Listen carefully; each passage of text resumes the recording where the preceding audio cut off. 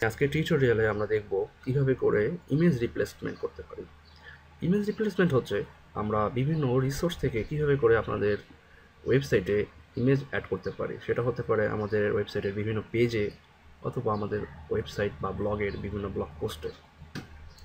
তো প্রথমে দেখে নেই যে আমরা কিভাবে করে নিজের ওয়েবসাইট থেকে আমরা আমাদের ওয়েব পেজ বা ব্লগের পোস্টে ইমেজ অ্যাড করতে পারি। তো খুব সিম্পল, আমরা HTML এ ইমেজ ট্যাগ পর্বে দেখেছি কীভাবে করে আমরা ইমেজ অ্যাড করতে পারি আমাদের ওয়েবসাইটের পেজে। তো সেটি আমরা আবার দেখব। তো এটি করার জন্য আমাদেরকে প্রথমে ইমেজ ট্যাগ ডিক্লেয়ার করতে হবে।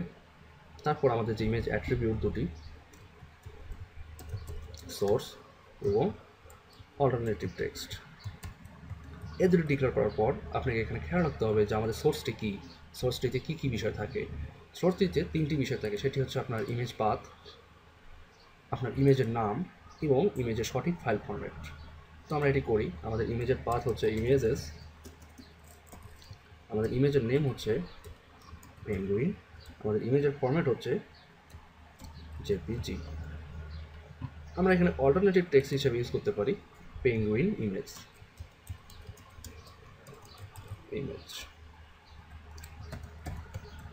তো এখন আমরা আমাদের ব্রাউজারে এসে রিফ্রেশ করি, দেখুন আমাদের ইমেজটি লোকাল ডিরেক্টরি থেকে শো করছে। তো কীভাবে বুঝবেন যে এটা লোকাল ডিরেক্টরি বা আপনার ওয়েবসাইটের ডিরেক্টরি থেকে শো করছে? তো এখানে রাইট ক্লিক করুন, আপনি এখানে ক্লিক করুন open image in a new tab. দেখুন আমাদের যে ইমেজের মূল পাথ, আমাদের যে হার্ড ডিস্কের মূল পাথ, সেখান থেকে আমাদের ইমেজটি ওপেন হয়েছে। তো এটি হচ্ছে আমাদের ইমেজের মেইন ডিরেক্টরি। তো এখন যদি আমরা রিমোট সার্ভার থেকে আমরা আমাদের এই ইমেজটি অ্যাড করতে চাই, ঠিক এভাবেই, এইটি না অন্য একটি ইমেজ অ্যাড করতে চাই, তাহলে যেভাবে করতে হবে সেটি হচ্ছে, তারপর যে আমরা আমাদের ব্লগে চলে যাই, ব্লগে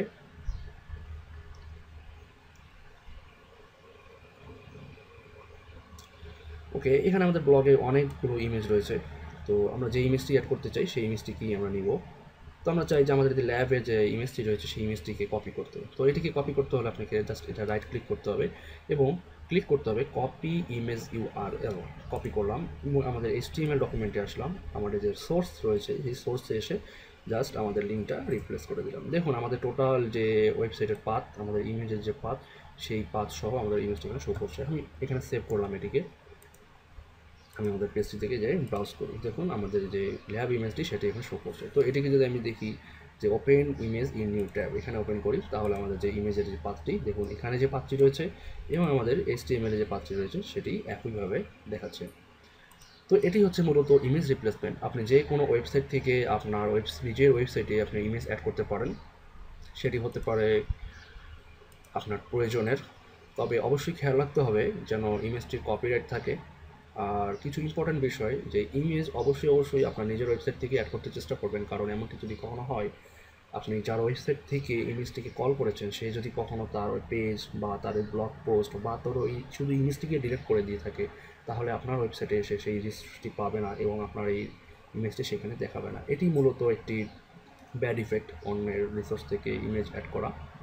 তো অন্যান্য বিষয়গুলো সব ঠিক আছে। তো আমি বারবার রিকমেন্ড করবো আপনারা অবশ্যই নিজের ওয়েবসাইট থেকেই ইমেজ অ্যাড করতে চেষ্টা করবেন। যদি সেলফ হোস্টেড ব্লগ হয়ে থাকে বা ওয়েবসাইট হয়ে থাকে তাহলে তো ভালো, আপনারা নিজেদের ইমেজ ডিরেক্টরি ক্রিয়েট করে সেখানে ইমেজ আপলোড করে নিয়ে এভাবে করে লিঙ্ক করে অ্যাড করতে পারবেন।